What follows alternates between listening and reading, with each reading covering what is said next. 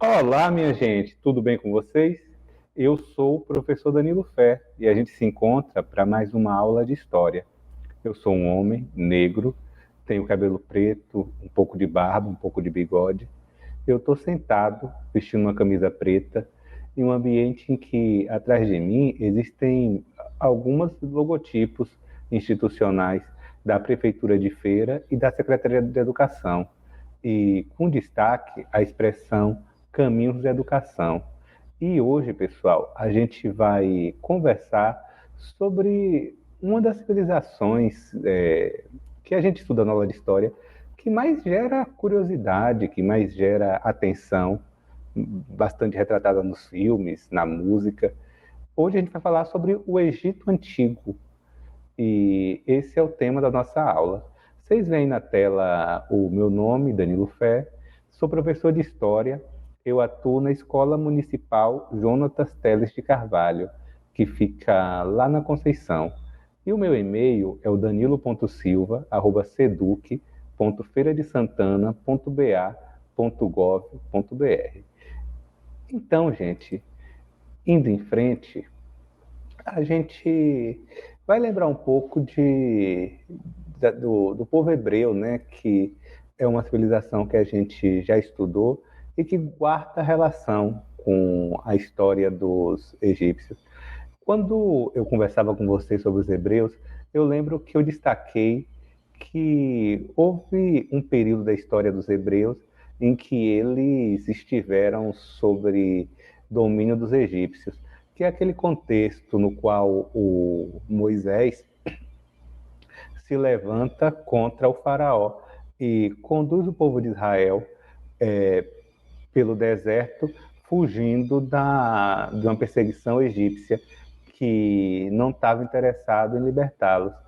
Essa história toda que na Bíblia é ressaltada como aquela história das pragas sobre o Egito, tudo isso tem relação com o contexto que eu vou conversar com vocês hoje. Também guarda relação com os hebreus, um ponto que tocou bastante na nossa aula, que eu apresentava os hebreus como o povo que difundiu a ideia de um único Deus. E a gente vai ver que essa ideia é um pouco mais antiga e estava presente também na civilização egípcia. Então, é isso que a gente tem para hoje. Bora em frente. Bem, então o que é que a gente vai estudar hoje? Eu vou apresentar para vocês a localização do Antigo Egito e destacando o quanto essa localização ela é importante no processo histórico dessa civilização, o quanto certos elementos da geografia acabam determinando muita coisa no desenvolvimento do Egito. Eu vou fazer uma discussão sobre a história política, falando das etapas da construção do Egito e como a figura do faraó que é sempre representado, né, até nos filmes, naquele filme A Múmia, né, como o faraó é uma figura importante e como vai se construindo esse governo de um rei dominando toda a região do Egito. Depois eu vou falar sobre a organização econômica e social e, por fim, algumas notas sobre a cultura dos egípcios. Bem, algumas perguntas, né, que eu trouxe para vocês que não sei se vocês já se fizeram, mas são perguntas que eu considero interessantes, que é para que serviam as pirâmides. Eu acho que muita gente aqui já tem essa resposta, né? Até quem assistiu o filme, quem leu alguma revista, quem já viu o vídeo do YouTube já tem essa resposta.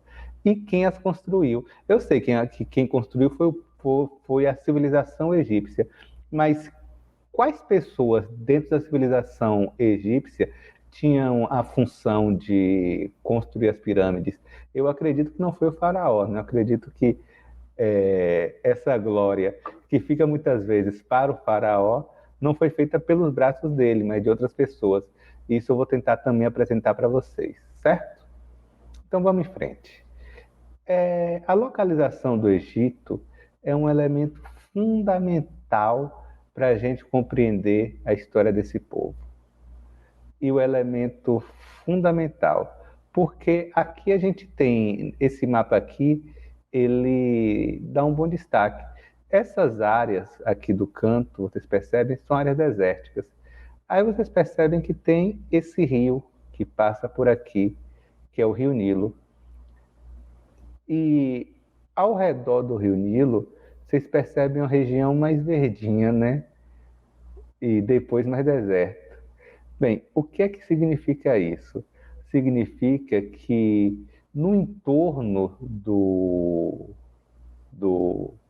Rio Nilo, os egípcios foram construindo a civilização, se aproveitando da capacidade que esse rio tinha de tornar a terra fértil para, na base dele, construir a civilização. Era mais fácil construir uma civilização em torno de um rio do que no deserto, né, gente? E o que acontecia? Nas cheias do Rio Nilo, ele invadia certas áreas, e quando ele voltava, essas áreas que ele invadiu acabavam se tornando muito ricas em matéria orgânica e um solo muito fértil, no qual os egípcios aproveitavam para plantar, fazer suas plantações, principalmente de cereal, que eram os alimentos que sustentavam a população egípcia. Tem esse outro mapa aqui, que eu considero também bastante interessante, que é o mapa que é uma vista aérea, né, do Rio Nilo. Vocês percebem, né, o rio e deserto, deserto. E aqui, na região que circula o rio, vocês percebem essa faixa mais verde. Aqui no meio vai estar o rio, mas vocês percebem o quanto no meio do deserto você tem essa construção aqui, né, mais verdinha, que é a vegetação que circula o Rio Nilo. Acho que essa imagem dá bem a dimensão do que é que eu estou falando. Ele é um rio que mata a sede de quem está no deserto. Aqui uma outra foto mais próxima, que vocês têm a real dimensão, né? Deserto e aqui tudo verde no entorno do rio. Esse outro mapa traz a mesma informação do primeiro. Está aqui, ó, o rio e a civilização egípcia construindo suas obras, e o Egito ele é muito rico na construção de obras públicas, todas ao redor do rio. Percebam, a vida egípcia ela se estabelece no entorno desse rio, até as três pirâmides e a esfinge, né? Que talvez sejam os cartões postais principais do rio do Egito até hoje. Vocês percebem o quanto a civilização egípcia ela é vinculada por essa geografia, e a capacidade de dominar esse rio, o que exigiu um grande conhecimento, um processo histórico, é o elemento que faz o Egito dar o salto que lhe torna essa grande civilização que a gente conhece. Então, primeiro ponto a destacar, a importância do Rio Nilo como elemento que vai permitir que essa civilização se estabeleça nesse solo tão desértico, garantindo esse vale, né? Por isso que se fala que o Egito é a dádiva do Nilo, o presente do Nilo. Bem, então, a gente vai agora falar um pouquinho sobre a política do Egito. Bem, pessoal, a política do Egito, ela tem como elemento principal o faraó, né?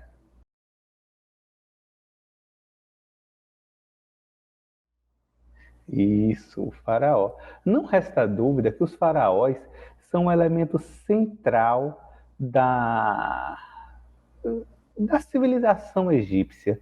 E se a gente divide a história do Egito em alguns períodos. O primeiro período ele vai entre os anos de 2686 até o ano de 1181. Sim, o que eu ensinei na primeira aula. A contagem dos séculos, a contagem dos anos nos períodos antes de Cristo são o contrário. Então, o Antigo Império, ele começa lá no ano de 1686 e vai até o ano de 1181 a.C. E desde essa época já se estabelece essa concepção de que o faraó é um homem e um deus ao mesmo tempo. Ele era visto como a encarnação do deus Sol aqui na Terra. Sim, ele era homem, ele era visto pelos egípcios como homem, mas também visto como um deus. É nesse período que começam a construção das pirâmides. Esse é o contexto que o faraó começa a aparecer como elemento central do Egito, né? Só que também começam a aparecer outros nobres que vão disputar o poder com o faraó. Isso é uma concepção também importante, gente. Quando a gente fala em Egito, a gente sempre pensa em faraó. Só que é importante destacar que o faraó, ele em muitos períodos da história do Egito, o poder do faraó ele é questionado. Quando há uma sucessão de faraós fortes, eles conseguem se estabelecer e fazer prevalecer essa doutrina, o faraó como um homem-deus. Só que muitas vezes havia levantes que interrompiam esse poder. E dentro dessa fase, desse período que eu estou citando para vocês, isso também acontece, que é o que a gente chama de primeiro intermédio, que vai entre os anos de 1181 até 2040, uma interrupção onde a nobreza meio que ofusca o poder do faraó, só que isso sempre era provisório, porque depois vai se estabelecer de novo o Médio Império, que é quando os faraós voltam a governar o Egito, eles unificam todo o território e até expandem, conquistando a Núbia, estabelecendo um forte comércio com a Palestina, a Síria e Creta. Bem, aí depois vem uma outra fase em que o poder dos faraós volta a entrar em decadência, que vai do ano de 1786 até o ano de 1570, que é quando o Egito começa a se envolver numa situação muito delicada na história egípcia, que são as guerras contra os Hicsos, que era um povo que havia naquela região, que tinha uma grande vantagem por sobre os egípcios, porque os Hicsos, eles conheciam, eles domesticaram o cavalo. E nessa época, os egípcios nem sequer conheciam o cavalo.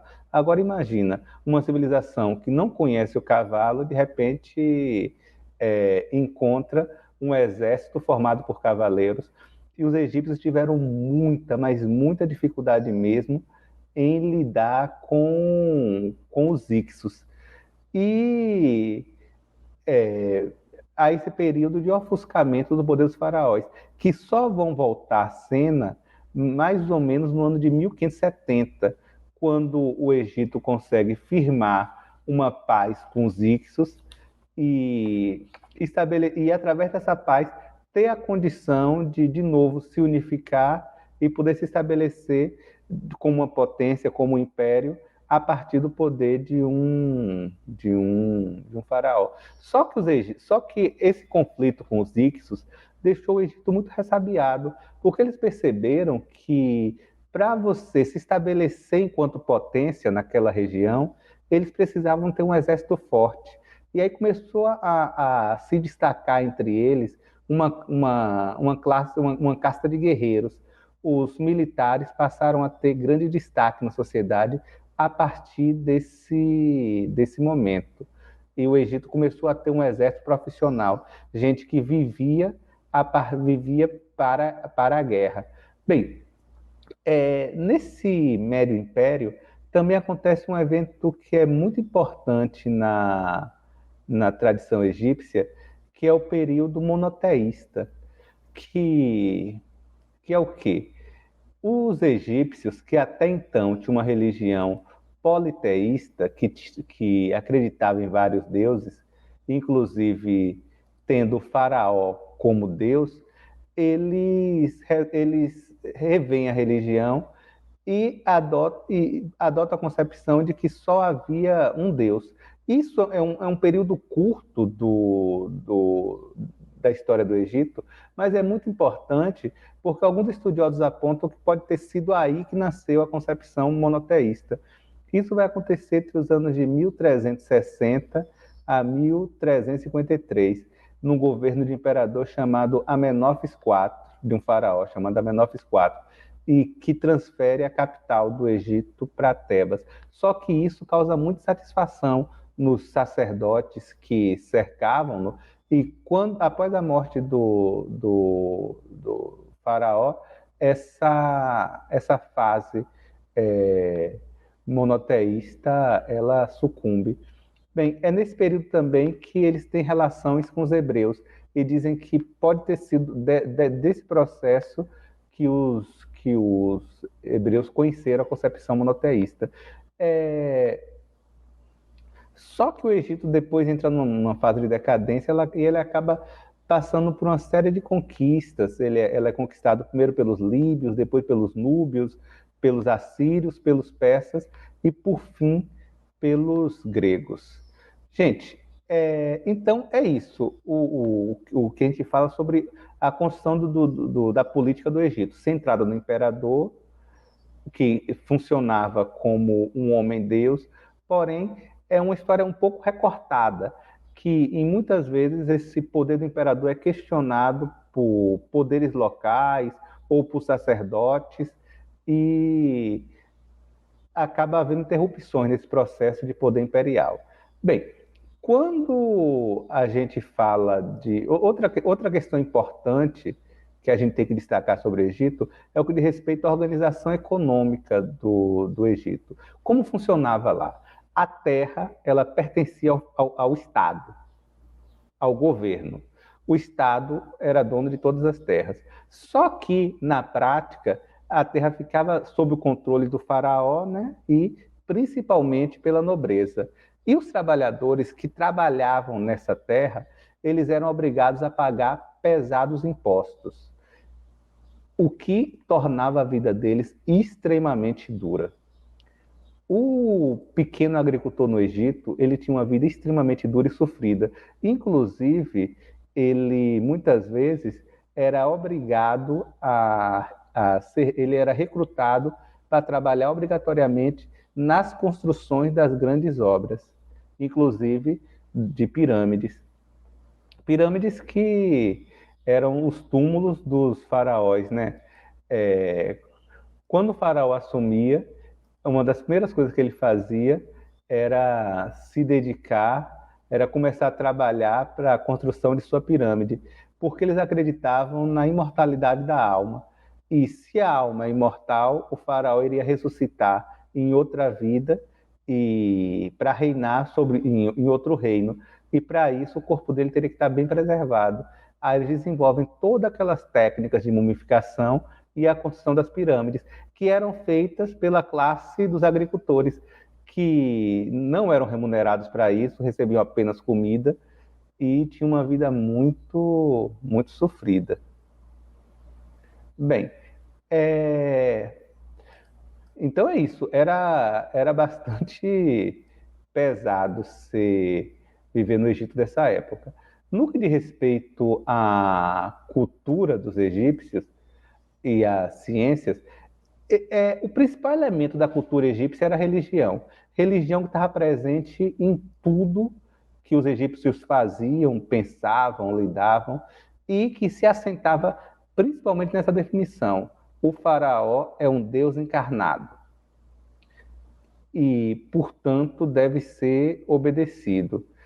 E como eles achavam que o faraó não era qualquer deus, mas era o deus Sol, acabou sendo conveniente para eles estudar também o Sol e os astros, né? Aí a astronomia egípcia, ela se desenvolveu. Eles também tinham bastante conhecimento do corpo humano, né?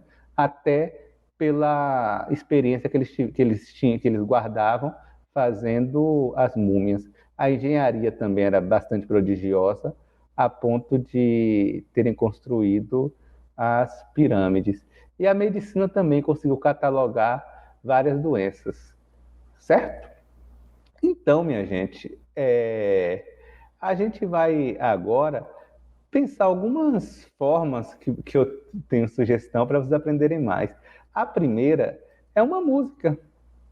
É uma música que a gente vai escutar e vocês vão escutar pensando e vão escutar outras vezes em casa, tentando entendê-la no contexto da cultura egípcia.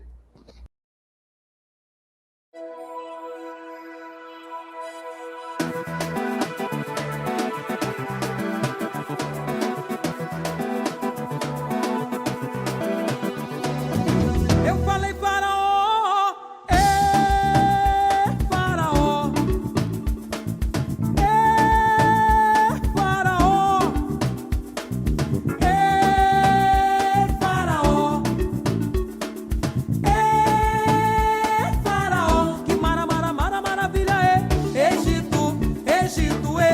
Que maravilha é Egito, Egito é. Faraó, oh, faraó, oh, faraó, oh, faraó, oh.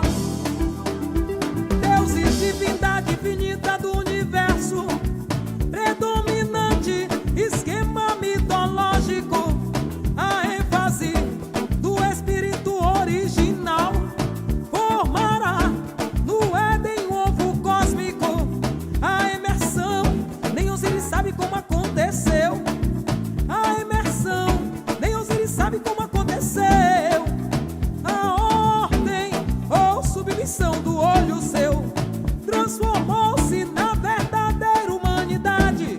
Epopeia do código de Quebe, inútil, gerou as estrelas. Osíris proclamou matrimônio com Ísis, e o mau Sete, irado, o assassinou.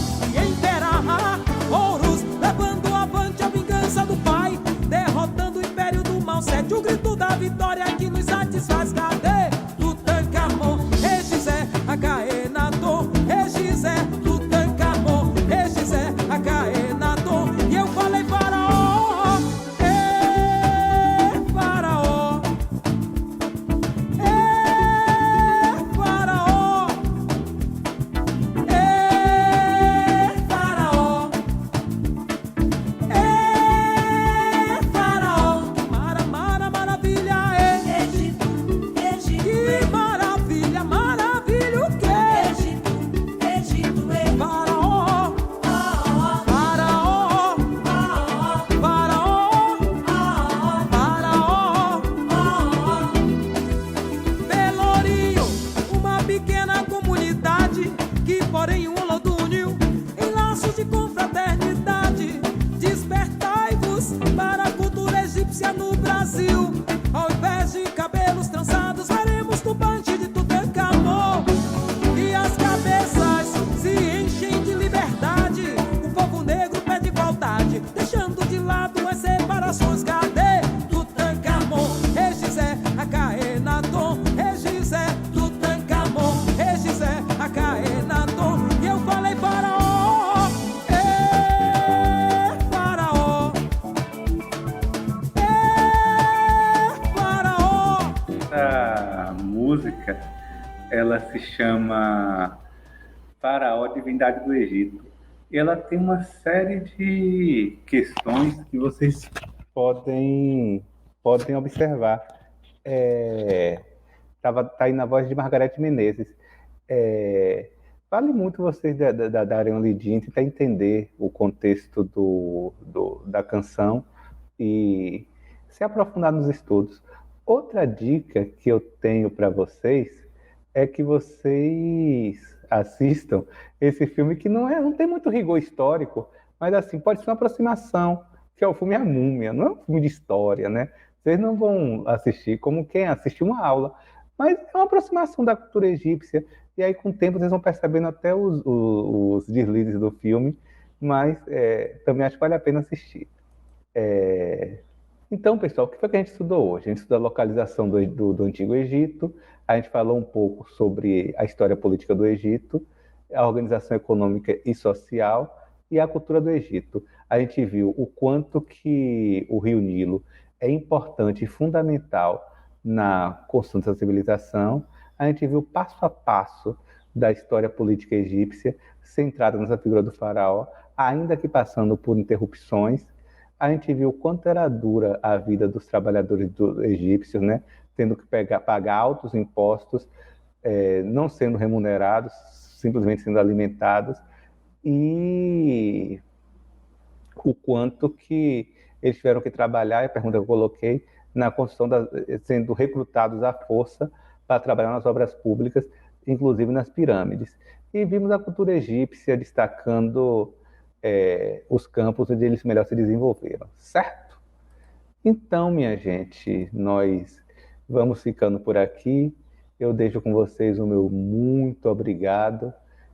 O meu e-mail está na tela, danilo.silva@seduc.feiradesantana.ba.gov.br. Qualquer dúvida que vocês possam ter, podem escrever para mim perguntando, que eu estou aqui para ajudá-los. E é isso. Deixo o meu abraço e até a próxima aula. Tchau.